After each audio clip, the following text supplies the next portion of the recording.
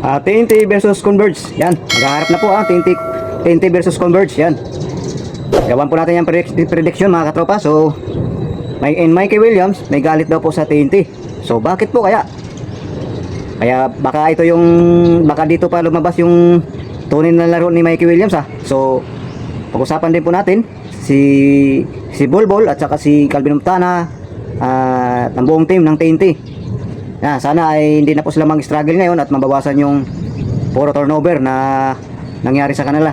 Buti na lang nanalo po sila sa Titan Ultra. So panoorin natin to guys. Pagkatapos nito, gawan po natin ang prediction ng TNT versus Converge. So yun, let's go.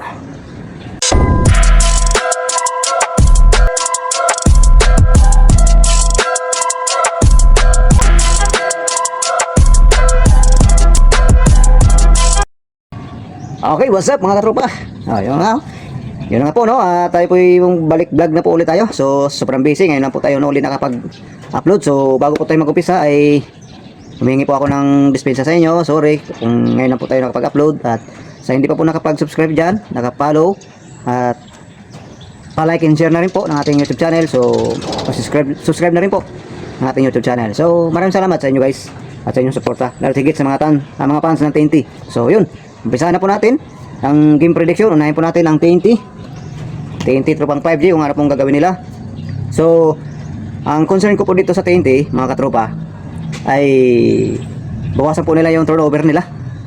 Yun nga po no, bawasan po nila ang turnover kasi grabe ang turnover nila nung sa laban nila kontra Ultra Titan Ultra. Grabe yung grabe yung turnover nila. Naka 24 turnover yata sila doon buong laro. So yung nga po no, bawasan nila yung turnover at yung depensa nila. Buti nga lumabas yung depensa nila nung mga fourth quarter. Mga 2 minutes yata or 3 minutes ng fourth quarter, yun gumanda yung depensa nila kaya nanalo pa sila doon. So at yung struggle nila sa opensa, grabe. Kay Bolbol sa import natin walang problema, pero sa mga locals po kulang po talaga suporta ng ng locals si Bolbol. Sayang lang po talaga yung mga assist ni Bolbol sa mga locals hindi lang na-convert ng mga locals ng TNT yung pasa ni Bolbol. So sa import wala pong problema, 100% po pasado po sa atin si Bolbol. So si Bolbol po ay nakapagtala po lagi ng points. Grabe, taas ng points ni Bolbol.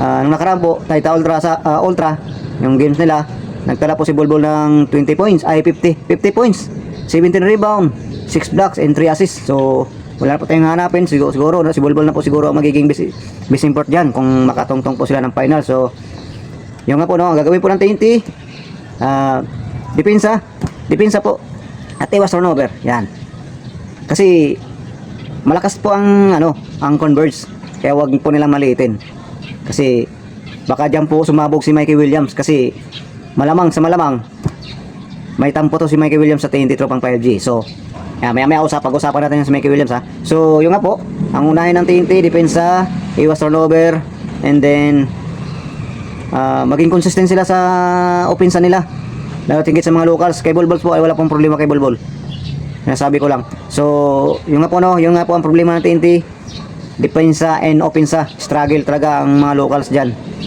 Hindi po natin nakikita yung opensa nila Optana, ni RR Pugoy, ni Ray ng Batak, yun. So kay Castro po wala pong problema kay Castro kasi facilitator talaga si Castro kaya maganda po ang pasahan nila ni Castro at ni Bolbol nakikita nyo yung mga katropa. So yung nga po no, ito po si Calvin Optana po nawa ay kalmado lang siya, wag siyang magpadala ng emosyon niya, kaya na-eject tuloy siya. First quarter pa lang po, mga 9 minutes or 10 minutes yata, na-inject po si Calvin Optana nun. Na penalty to, kaya flagrant to, kaya hindi po siya nakalaro. So sana hindi siya mapatawan ng suspension 1 game, kasi pagkakaalam ko dyan sa pagka-F2 automatic po yan, may suspension 1 game po yan. So sana makalaro si Optana mamayang gabi.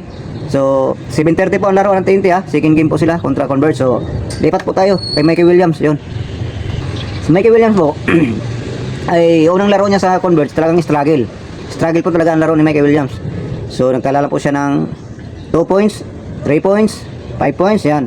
So mga 6 games na yata nila or 5 games, yun, parang bumabalik na yung laro ni Mikey Williams sa mga 80% na po siguro. So baka po mamaya ay biglang sumabog po si Mikey Williams kasi patutunayan niya yan sa TNT na nagkamali ang TNT sa pag-trade sa kanya. So hindi lang po kasalanan ng TNT management kaya siya na-trade kasi matigas ang ulo niya eh. Kaya nga binansagan siyang damon eh kasi mukha siyang pera eh.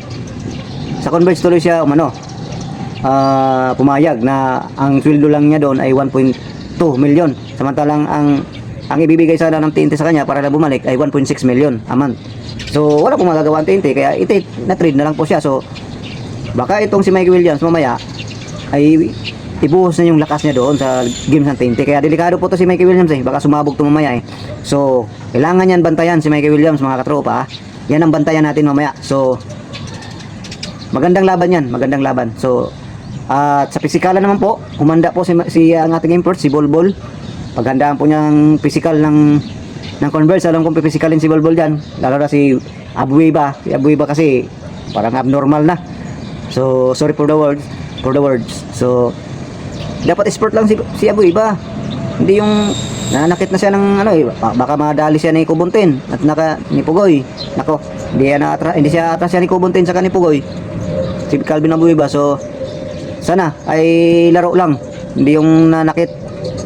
Kasi napanood ko sa Magnolia, si Abuiba, grabe. Parang nakahit-hit ng Shabu na naman eh. So yung nga po ang gagawin na po ng Converge ay limitahan nila si Bolbol. Yun nga ang problema nila. Paano nila limitahan si Bolbol? Sino po pipigil kay Bolbol? Napanood ko na lahat ng games ng TNT. So wala po talagang nakakapigil kay Bolbol. Kaya mataas yung points niya eh. Rebound, blocks. So wala.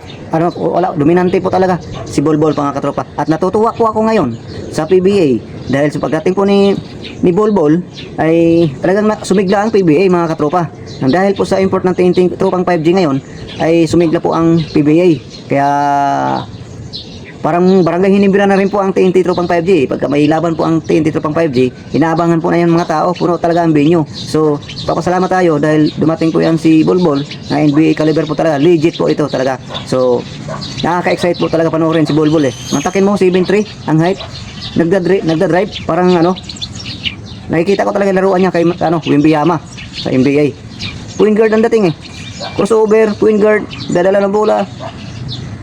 Nagsa-side step. Grabe. All around si Bolbol. So pagkakaalam ko dyan mga katropa, ito lang nasabi ko. Si Bolbol po ay hindi pa po talaga 100% yan. Hindi pa po 100% yan naglalaro. Basic lang po yan, papapo yan sa kanya. So mayroon pa pong ilalabas yan si Bolbol na igagaling pa pagdating ng playoffs yan sigurado.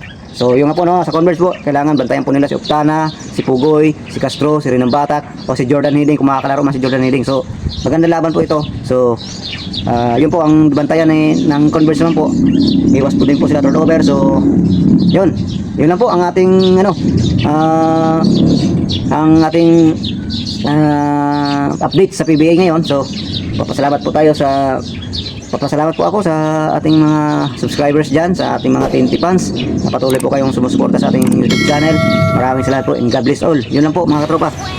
Pasensya na po, ngayon na po tayo nakapag-upload. So remind ko lang po kung hindi pa po nakapag-subscribe pa-subscribe na po ng ating YouTube channel, pa-like and share na rin po ng ating video. Maraming salamat po. Bye bye.